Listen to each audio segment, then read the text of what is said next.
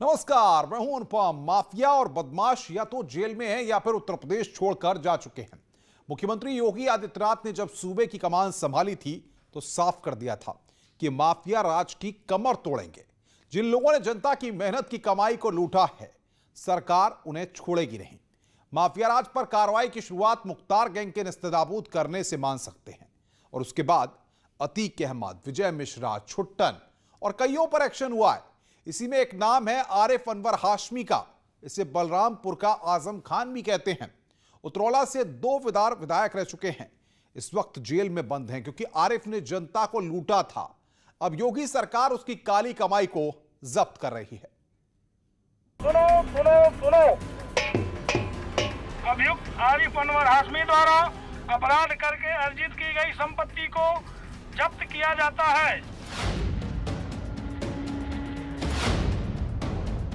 आरिफ अनवर हाशमी, पूर्व विधायक उतरौला, जिला बलरामपुर, उत्तर प्रदेश।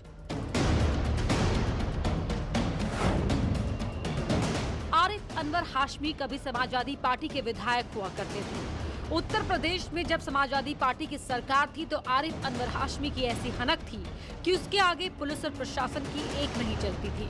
अपनी इसी हनक के दम पर आरिफ एक के बाद एक प्रॉपर्टी पर कब्जा करता गया।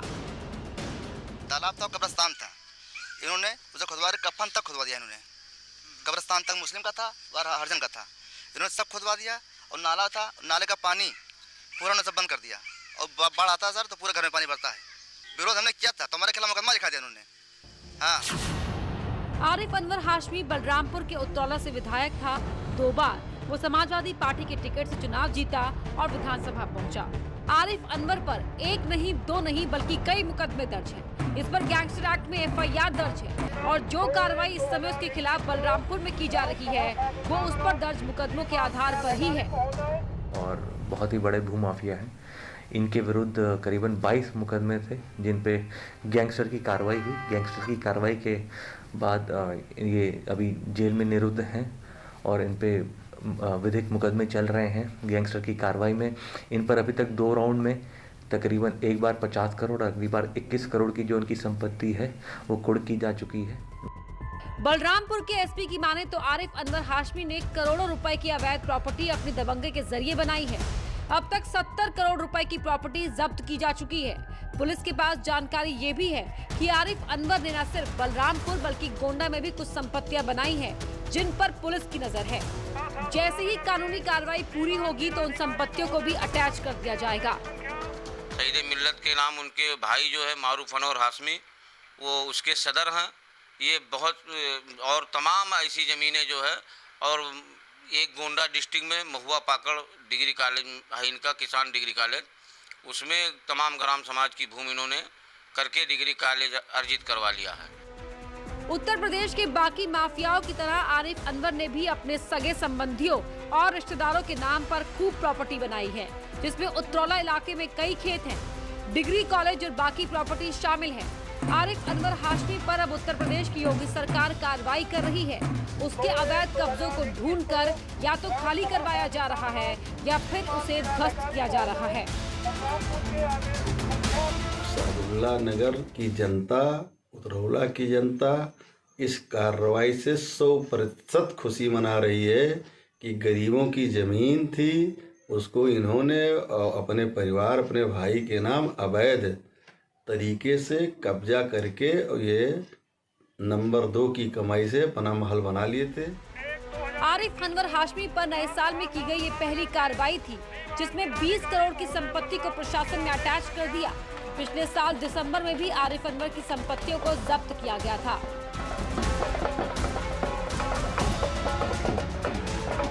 सुनो सुनो सुनो, आरिफ अनवर हाशमी आपराधिक कृत्यों से अर्जित संपत्ति अभियुक्त आरिफ अनवर हाशमी की कुर्क की जाती है।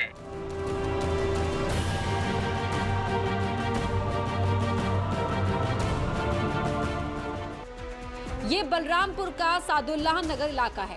यहाँ कभी SP से आरिफ अनवर हाशमी विधायक हुआ करते थे और आरोप है कि विधायकी के हनक के दम पर आरिफ अनवर ने खूब संपत्तियां बनाई, जिसे आज प्रशासन ने जब्त कर लिया है। बलरामपुर जिला प्रशासन ने उतरौला, रेहरा बाजार और सादुल्ला नगर में हाशमी की संपत्तियों को चिन्हित किया और अब उस पर कार्रवाई कर दी गई है। 14(1) के गैंगस्टर अधिनियम के तहत जब्तीकरण की कार्रवाई जनपद में चल रही है। आरिफ अनवर हाशमी के खिलाफ कुल 20 मुकदमे हैं जो आपराधिक प्रवृत्ति के हैं, जिसमें अवैध रूप से सरकारी और अन्य व्यक्तियों की जमीन इन्होंने कब्जा करी है। 2020 से कुल पूर्व के 15 आपराधिक अभियोग हैं। 2020 के कुल 7 आपराधिक अभियोग हैं। आज सबसे पहले उतरौला थाने के अधिकारी, सर्किल ऑफिसर और एसडीएम भारी दलबल के साथ उस जगह पर पहुंचे जहां हाशमी का इंटर कॉलेज था। सबसे पहले पुलिस वाले ने अनाउंसमेंट किया कि हाशमी की संपत्ति जब्त की जाती है और उसके बाद बाकी पुलिसकर्मियों ने एजी हाशमी इंटर कॉलेज और उससे जुड़ी जमीन पर सरकारी बोर्ड गाड़ दिया। सुनो सुनो सुनो, अधीक्षक महोदय, बलरामपुर क्षेत्राधिकारी महोदय उतरौला, एसडीएम महोदय उतरौला द्वारा उक्त आदेश के क्रम में समुचित फोर्स के साथ उक्त संपत्ति को जब्त किया जा रहा है। पूर्व विधायक आरिफ अनवर हाशमी पर कई गंभीर धाराओं में मुकदमे चल रहे हैं। हाशमी 2 बार एसपी से विधायक रह चुके हैं। इस पर आरोप है कि एसपी सरकार में इन्होंने अवैध तरीकों से संपत्ति बनाई। बलरामपुर जिला प्रशासन ने हाशमी को भूमाफिया घोषित किया है। इस समय हाशमी जेल में है।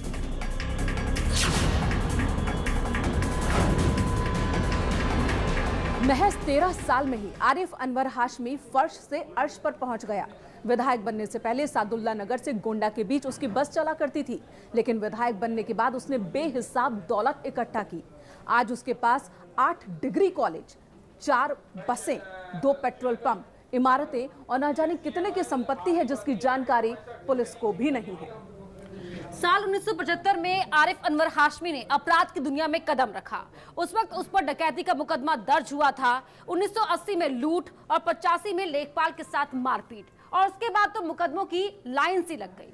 आरिफ अनवर हाशमी पर इस वक्त गैंगस्टर समेत 22 मुकदमे दर्ज हैं। इस वक्त वो जेल की सलाखों के पीछे है और पुलिस उसकी अवैध संपत्ति को सीज कर रही है। आरिफ अनवर हाशमी जब 2007 में पहली बार विधायक बना तो उसने अपनी हनक के दम पर कुछ मुकदमों को रुकवा लिया। उतरौला के लोग बताते हैं कि आरिफ अनवर का जो विरोध करता था वो उसके खिलाफ एफआईआर करवा देता था। फिलहाल अब आरिफ अनवर हाशमी जेल में है। न्यूज़ 18 के लिए बलरामपुर से सर्वेश सिंह की रिपोर्ट। प्रयागराज में अपराधियों ने सोचा था कि उनकी अवैध संपत्तियों पर कार्रवाई नहीं होगी, इसीलिए ऊंची ऊंची अवैध इमारतें खड़ी कर ली गई। लेकिन जब प्रशासन जांच कर एक्शन लेना शुरू किया तो उनका मनोबल ही नहीं, अवैध साम्राज्य भी टूटने लगा। इसी कड़ी में माफिया राशिद पर भी कार्रवाई की गई है।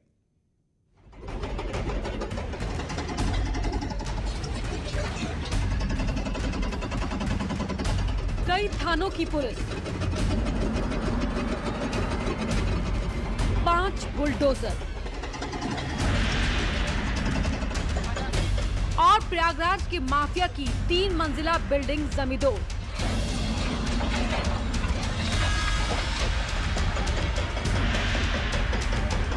कहते हैं कि अपराध की कमाई बहुत दिनों तक रुकती नहीं।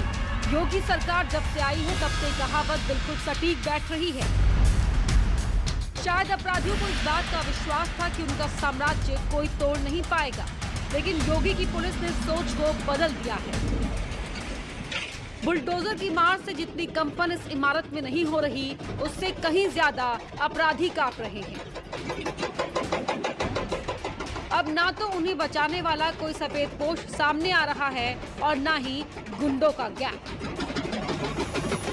ये तस्वीर प्रयागराज के धूमनगंज के चकिया इलाके की है और ये इमारत अहमदाबाद के जेल में बंद माफिया डॉन अतीक अहमद के चचेरे भाई राशिद उर्फ नीलू की है। 5 बुलडोजर ने मिलकर इस अवैध निर्माण को तोड़ दिया। अवैध रूप से निर्मित बिल्डिंग राशिद उर्फ अफरोज अहमद द्वारा जो है निर्मित है, अवैध रूप से निर्मित है। इसमें मानचित्र स्वीकृत कराना चाहिए था, इनके द्वारा मानचित्र स्वीकृत नहीं कराया गया है। और यह माफिया कुख्यात माफिया डॉन अतीक अहमद के चचेरे भाई हैं। नीलू लंबे वक्त से अतीक का साया बनकर रहता था। आरोप है कि अपराध की कमाई से इस बिल्डिंग को बनाया था। इस वक्त बिल्डिंग की लागत करीब 2.5 से 3 करोड़ रुपए की है। कुछ समय पहले ही राशिद उर्फ नीलू को प्रयागराज प्रशासन ने भू माफिया घोषित किया था और उसके बाद से इस अपराधी की उल्टी गिनती शुरू हो गई। 13 जनवरी को उसके अवैध साम्राज्य में बुलडोजर से कील ठोक दी गई। और ये बिल्डिंग लगभग 300 वर्ग गज में बना हुआ है। इसकी लागत लगभग 2.5 से 3 करोड़ के लगभग। सरकार ऐसे माफिया के खिलाफ 44B की कार्रवाई कर रही है। गलत नक्शे पर खड़ी इमारतों को धराशायी कर रही है। अतीक के चचेरे भाई राशिद के खिलाफ थानों में 12 से ज्यादा मामले दर्ज हैं और इसीलिए लंबे वक्त से पुलिस के निशाने पर था। अब उसका अवैध साम्राज्य जहां जहां है उसकी पहचान की जा रही है। प्रयागराज प्रशासन ने सबसे पहले अतीक अहमद के अवैध साम्राज्य को जमींदोज किया। उसके बाद से गुर्गों के खिलाफ ये कार्रवाई हो रही है। आगरा की जेल में बंद विजय मिश्रा हो या छोटा राजन के शूटर बच्चा पासी, राजेश यादव या दूसरे भूमाफिया, सभी के खिलाफ ऐसे ही कार्रवाई हो रही है। न्यूज़ 18 के लिए प्रयागराज से ज्योतिराव फूले की रिपोर्ट। सिर्फ प्रयागराज और बलरामपुर तक ही ये कार्रवाई सीमित नहीं है। उत्तर प्रदेश के हर उस जगह को खाली कराया जा रहा है जहां पर अतिक्रमण है। अवैध कब्जाधारियों को बेदखल किया जा रहा है। फर्रुखाबाद में भी प्रशासन ने ऐसा ही किया।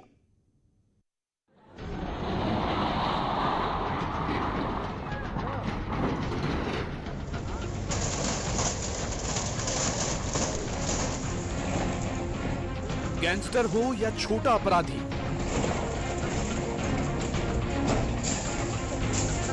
अवैध कब्जा छोटा हो या बड़ा, सबके खिलाफ प्रशासन का बुलडोजर चल रहा है। फर्रुखाबाद प्रशासन ने 4 जेसीबी से नगर पालिका में अवैध कब्जों को खाली कराया। करीब 70 साल पुराने अतिक्रमण को एक झटके में बुलडोजर से धराशायी कर दिया गया। फर्रुखाबाद के सिटी मजिस्ट्रेट, सीओ सिटी, नगर पालिका के ईओ और कोतवाली फर्रुखाबाद, थाना मऊ दरवाजा के सिपाही और महिला थाना के पुलिसकर्मियों के साथ रोडवेज बस स्टेशन पहुंचे। यहीं पर कई दशकों से अवैध कब्जा था। प्रशासन के आदेश पर जेसीबी से सभी अवैध दुकानों को गिरा दिया गया। एक और जब कार्रवाई शुरू हुई तो अवैध कब्जा कराने वाले दुकानदार सामान लेकर भाग निकले। सर, कितनी दुकानों को गिराया गया है और क्या बड़ी कार्रवाई फर्रुखाबाद में की गई है? ये बरसों पुरानी रोडवेज बस अड्डे के सामने अतिक्रमण थे। अवैध रूप से दुकानें थी रोडवेज की ज़मीनों पे और इनको आज भारी पुलिस बल के साथ हम और हमारे सीओ साहब की उपस्थिति में शांतपूर्ण ढंग से इनको हटा दिया गया है। पहले ये जगह विकास खंड बड़पुर में आती थी, लेकिन बाद में साल 1970 में विकास खंड से नगर पालिका परिषद में चली गई। लेकिन अवैध कब्जा बरकरार रहा। दुकानें टूटने से दुकानदार निराश हैं। उनकी रोजी रोटी छिन गई है। लेकिन नगर मजिस्ट्रेट का कहना है कि दुकानदारों के लिए वैकल्पिक व्यवस्था की जा रही है और इन्हें एआरएम की तरफ से जो दुकानें हैं इनके दुकानदारों को प्राथमिकता के तौर पे अंदर जहां भी दुकानें इनकी बन रही हैं रोडवेज की, उसमें इनको आवंटन करने के लिए एआरएम के द्वारा कार्रवाई की जाएगी। प्लस इसमें कुछ परिवार इसमें रह रहे थे जो उनको पुनर्वासित किया जाएगा काशीराम कॉलोनी में। जिलाधिकारी महोदय से इस बारे में वार्ता करके उनको अवस्थित किया जाएगा। प्रथम चरण में अभी हमने 32 दुकानों का अतिक्रमण हटाया है। आगे भी इसी तरह से दुकानों को चिन्हित करके अवैध अतिक्रमण हटाया जाएगा। फर्रुखाबाद में हर उस जगह पर कार्रवाई हो रही है जहां पर अवैध कब्जा हो, भले ही किसी को दूसरी जगह बसाना पड़े। सरकार लीगल तरीके से जमीन खाली कर लोगों को दूसरी जगह बसा रही है।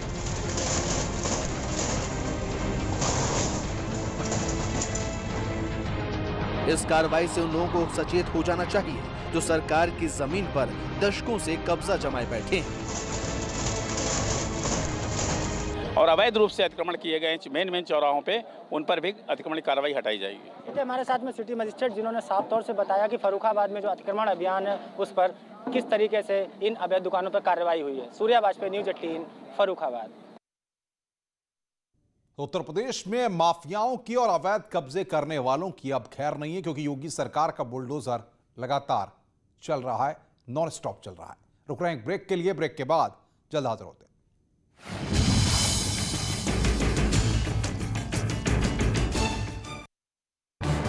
इस न्यूज हेडलाइंस के प्रायोजक पेट सफा आयुर्वेदिक जूस।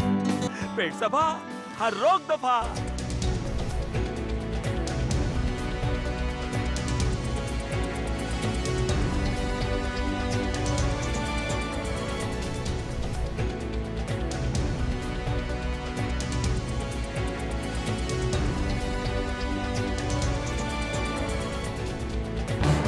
इस न्यूज हेडलाइंस के प्रायोजक पेट सफा आयुर्वेदिक जून।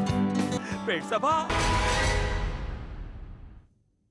बड़ी खबर इस वक्त आ रही है रामपुर से। एनसीबी की छापेमारी। लखनऊ से आई टीम की दूसरे दिन भी छापेमारी जारी है।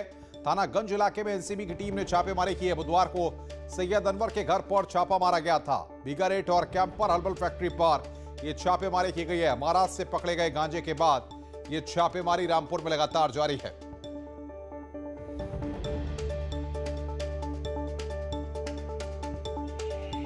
अब इस समय रामपुर के थाना गंज क्षेत्र में है। कल एनसीबी की टीम ने रामपुर के थाना गंज क्षेत्र के पीला तालाब चौकी में सैयद अनवर के घर पर छापा मारा था। एनसीबी की टीम को छापे के दौरान फिलहाल कुछ भी बरामद नहीं हुआ था। आपको बता दें, महाराष्ट्र में जो गांजा जो एनसीबी की टीम ने जो बरामद किया है उसको लेकर के जो है ये कार्रवाई की गई है। कहीं ना कहीं उसके सूत्र जो है वो रामपुर से जुड़ते हुए नजर आ रहा है, जिसके बाद जो ये कार्रवाई की है। आज दूसरे दिन भी एनसीबी की टीम की छापेमारी जाहिर है। मैं आपको बता दूं, थानेगंज में इस समय हम खड़े हैं, जहां देखिए एनसीबी की टीम के जो हैं वो भी यहाँ पे मौजूद हैं और वो इस समय जो है पूरी जांच पड़ताल कर रहे हैं। जो इस समय जो है पूरी जांच पड़ताल कर रहे हैं। फिलहाल देखना यह है कि एनसीबी की टीम जो है वो दूसरे दिन भी उसकी जाँच जो है वो जारी है। देखना यही होगा कि एनसीबी की टीम को दूसरे दिन जाँच में क्या मिलता है। विशाल सक्सेना, न्यूज़ 18 रामपुर। बच्चे अक्सर वो कर गुजरते हैं जो बड़े सोच भी नहीं पाते। उनका दिमाग, उनका जज्बा, उनका हौसला चट्टान सा मजबूत और पहाड़ जितना ऊंचा होता है। इसी हौसले को सलाम करने न्यूज़ 18 लेकर आ रहा है टीवी का एक अनोखा शो, बायजूस यंग जीनियस।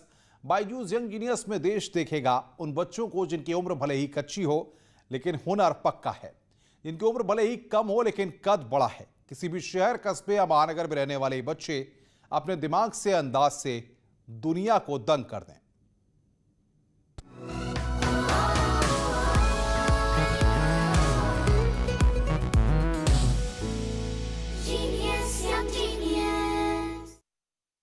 ये खास कार्यक्रम हम दिखाएंगे 16 जनवरी से, लेकिन उससे पहले आपको मिलाते हैं कुछ और कमाल के किड्स से।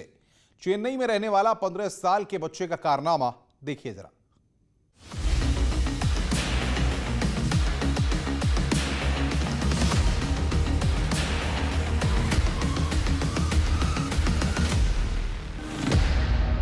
ये है यंग जीनियस। इस बच्चे का हुनर बेजोड़ है। लिडियन नादस्वरम म्यूजिशियन है। ये है यंग जीनियस जिसकी उंगलियां जादू रचती है। सचमुच चाइल्ड जीनियस है। ये है यंग जीनियस जो 15 साल की उम्र में दुनिया पर छा गया। The fastest pianist in the world. Network 18 पर एक अनोखा शो दंग करने वाले लिडियन नादस्वरम के साथ।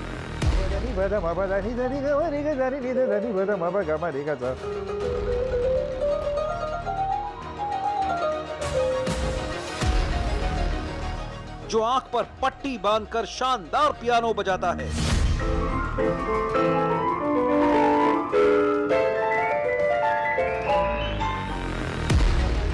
जो एक साथ 2 अलग-अलग पियानो बजा सकता है। Lady Hazel Scott playing piano on 2 pianos in 1960, so that inspired me to do and play in 2 pianos during the world's best finals. A.R. Rahman के शिष्य का अद्भुत कमाल। आ रहा है यंग जीनियस।